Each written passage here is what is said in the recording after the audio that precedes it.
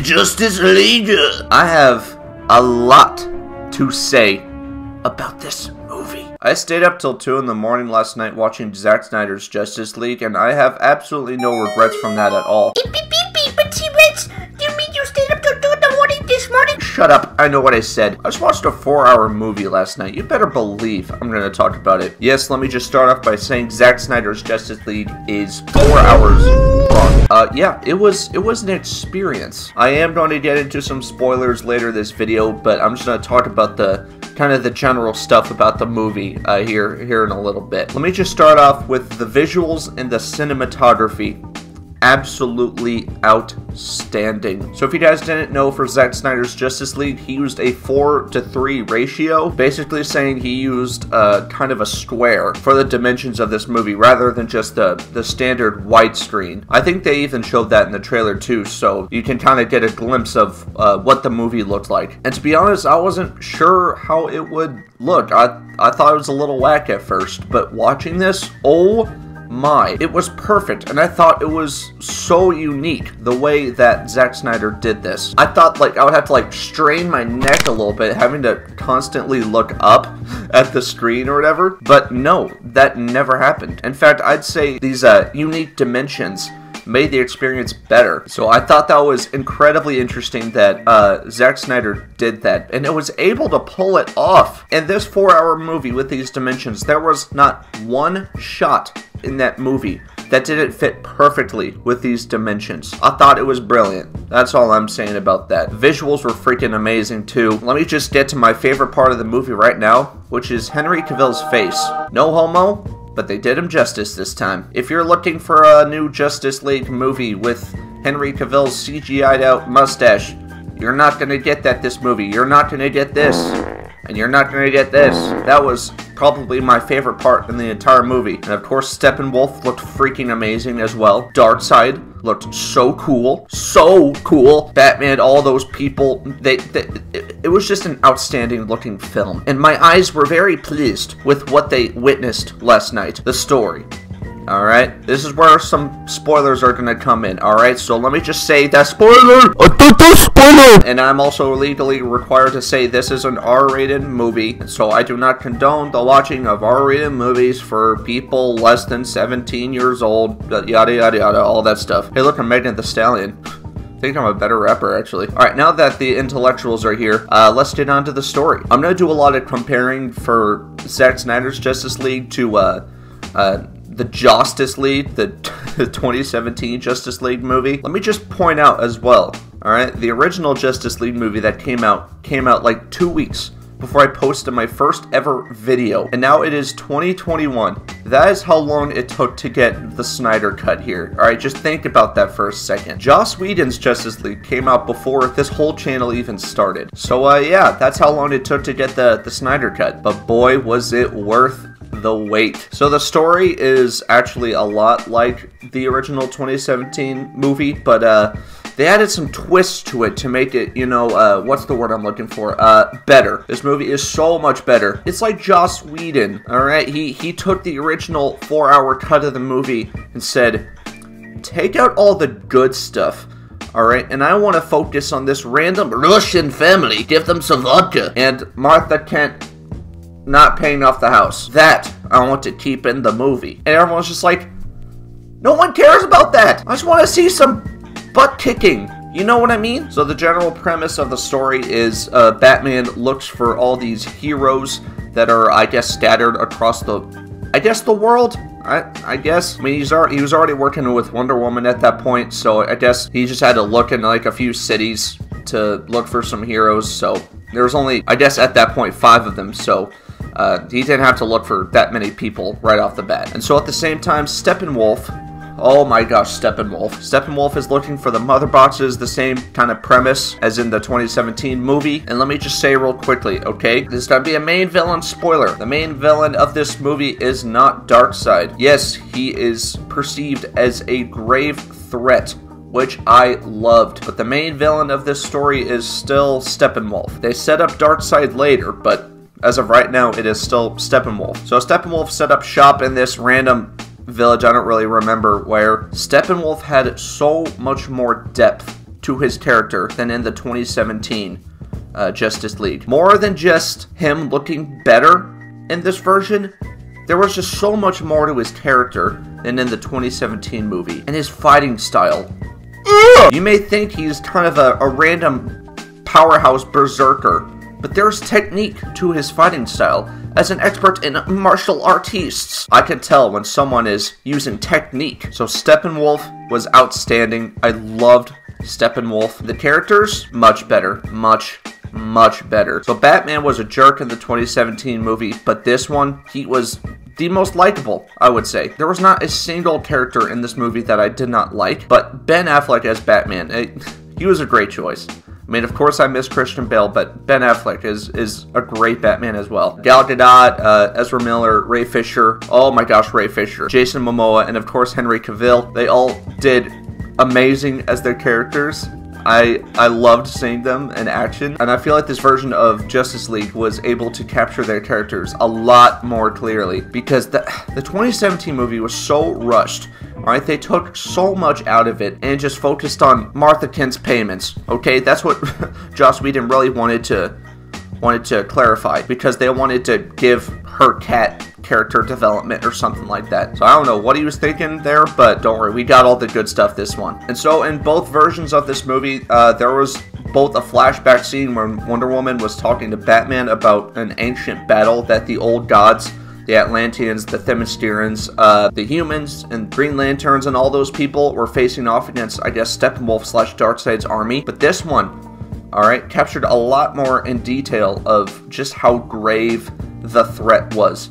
And Darkseid tore it up before he got folded, of course. I'd say Steppenwolf would have been more useful in that fight than Darkseid, to be honest. I mean, yes, Darkseid did tear it up. He did that little...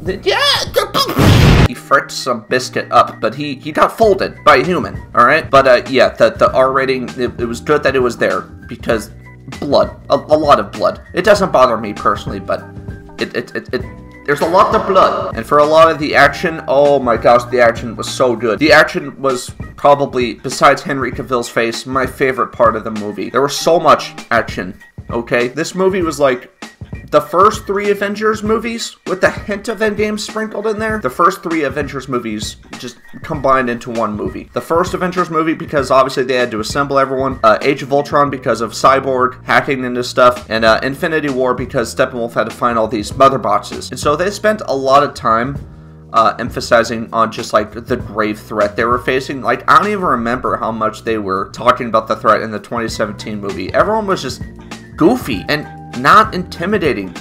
This movie, the villains were to be taken seriously. They're the worst of the worst. They could fold Thanos. I'm just gonna say that right now. Darkseid whoops Thanos. So at the end of the movie, alright, this is what we're waiting for. This is gonna be the ultimate spoiler, okay? If you haven't clicked off by now, if you haven't seen it, you just must not care then. At the end of the movie, alright, at the end of the 2017's movie, the way they killed Steppenwolf, or I guess not even killed, or I don't even know where he went. So goofy. Okay, I hated the way that Steppenwolf got beaten in the 2017 movie. So basically, what happened in that movie was, I guess Batman and all the other guys were like, hey, Steppenwolf, be scared. And he was like, ew! And they just got scared all of a sudden, and the parademons turned on him and took him away. That was how they beat him in the 2017 movie. Basically, they were mindless things not under anyone's control except by fear. And since he got scared, it backfired. And I thought that was super goofy, and I hated the way they did that in the 2017 movie. I don't usually care about stuff like that, but that was just insulting. This movie, oh my goodness. Before Superman came back, okay? Superman came back! Yes, Superman came back, okay? It was in the promo. Yes, he's back. Before Superman came back, Steppenwolf was able to go toe-to-toe with Aquaman, Cyborg, and Wonder Woman. Alright, Flash was kind of doing his own thing. He had to help out Cyborg. But my man Steppenwolf went toe-to-toe with the 3 of them, okay? And was low-key giving them the work. Alright, he was putting up the ones. But when Superman showed up, oh my gosh, he got disrespected. Absolutely mauled. Absolutely bent over and punished. Superman came in as Steppenwolf was about to, hit the Cyborg with the thing because Cyborg was hacking into the mother boxes. But then Superman came in, and the thing hit his shoulder, and it did nothing to him. If you all remember from watching it. Which confused me a little bit, because it was like, how can such a powerful X not even make a dent into Superman's skin, but meanwhile Doomsday in Batman v Superman just took one of his things, not from his genital area, and pierced Superman, like, easily. Like, that part didn't really make sense to me, but, I mean, I guess I'll allow it. But Superman came in and absolutely whooped my boy Steppenwolf, and then Wonder Woman and Aquaman was like, oh yeah, let me get an annihilation, and they just start beating the crap out of him too, and oh my gosh, it was so satisfying. But then, as the fight went on, Superman just went on to literally just destroy him. Like, Superman was beating the living dog out of him. Like, the noble Man of Steel music was playing. It was like, Superman, you're brutalizing this guy. You just lasered off this dude's right horn on his head, and this heroic music is playing. He was like punching him down and forth, giving him the laser vision. I was like, chill, bro. I guess they had to adjust to an R-rated movie, which I guess I can respect. And speaking of that,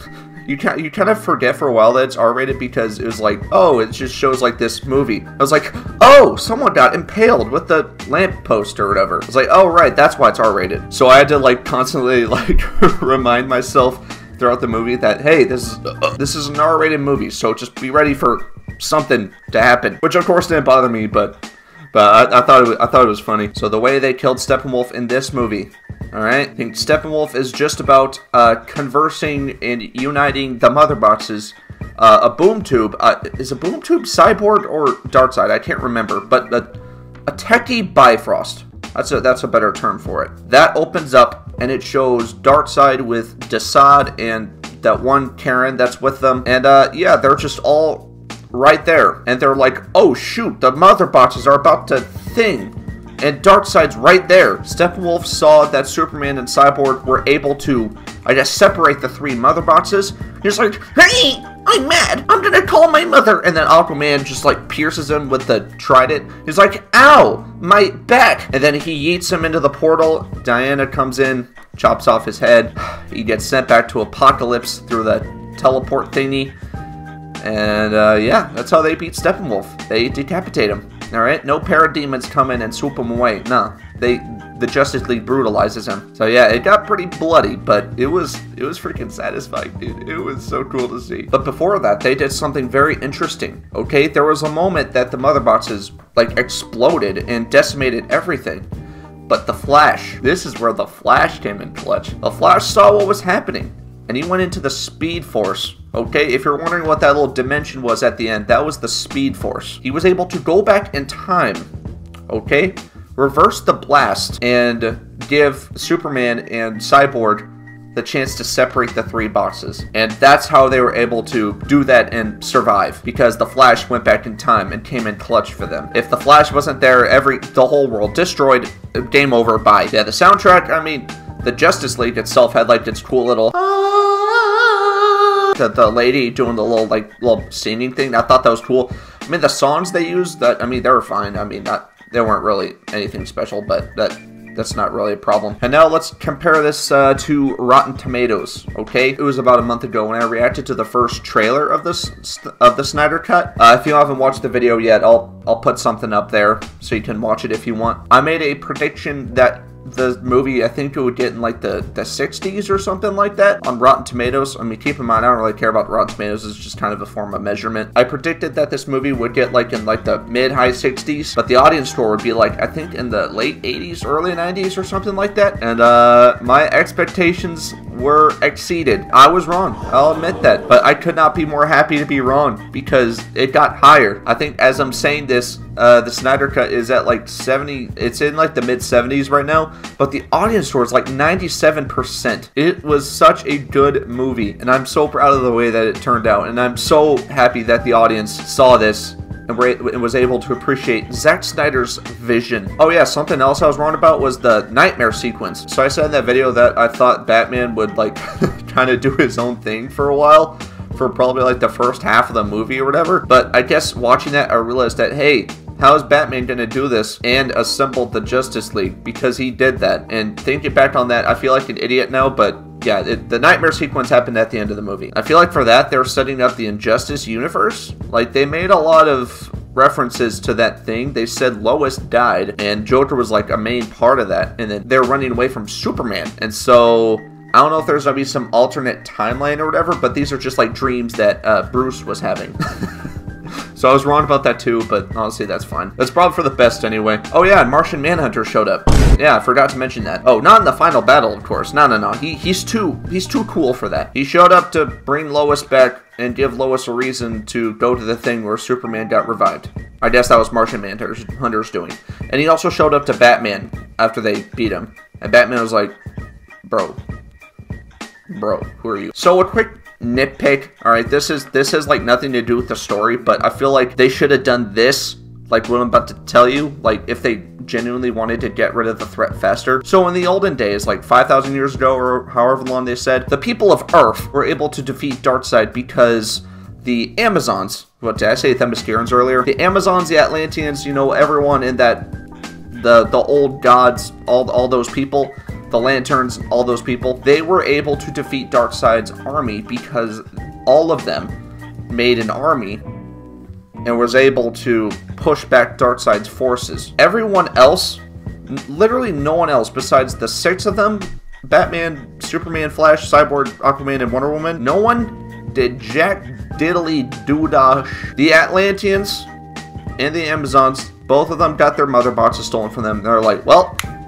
let's hope someone takes care of it. Fun fact, Willem Dafoe was in that movie, and he didn't do anything. He's like, Arthur, take the trident. It's your time. It's like, bro, chill. I'm not even from here, kinda. So I feel like the people of Earth could have done anything to stop Steppenwolf. Like, hey, I know we've had our differences, but the same threat that existed 5,000 years ago is still persisting now. So I think it would have made sense if they did that, but I guess they wanted to give the 6 a chance to shine, which I had no problem with. Honestly, I thought it made the movie better. I just think it would have made more sense logically if they were like, hey, everyone, let's stop this guy together, like we did in the olden days. So that's just a little nitpick I had. It really had nothing to do with the story. I just think it would have made sense overall. I was just kind of thinking about that last night. And so my score for this movie, let me just say this is everything that I've ever wanted from a superhero team-up movie. All right, it's long. The movie is long, okay? It's 4 hours long. But at no point in this movie does it drag, okay? Everything that happens in the movie happens for a reason, okay? There'll be some, like, movies that, like, just have, like, these random sequences just to make up for time, but this movie does not have that, okay? It was an outstanding film.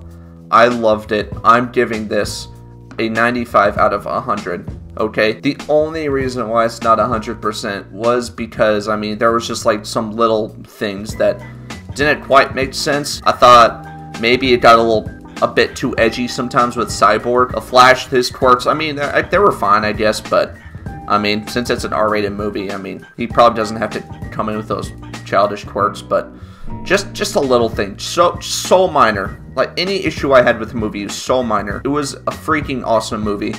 And if you are over the age of 17, okay, I'm legally required to say this, watch it. If you have 4 hours of free time, watch this movie. You will not be disappointed, especially if you are a DC fan like me. So everyone, that's it for me. I'm extremely happy with how the movie turned out. Zack Snyder, you did a fantastic job. And so that's going to end this movie review here. So everyone, if you enjoyed this video, make sure you guys smash like and subscribe to join the herd. Become a VIP herd member today.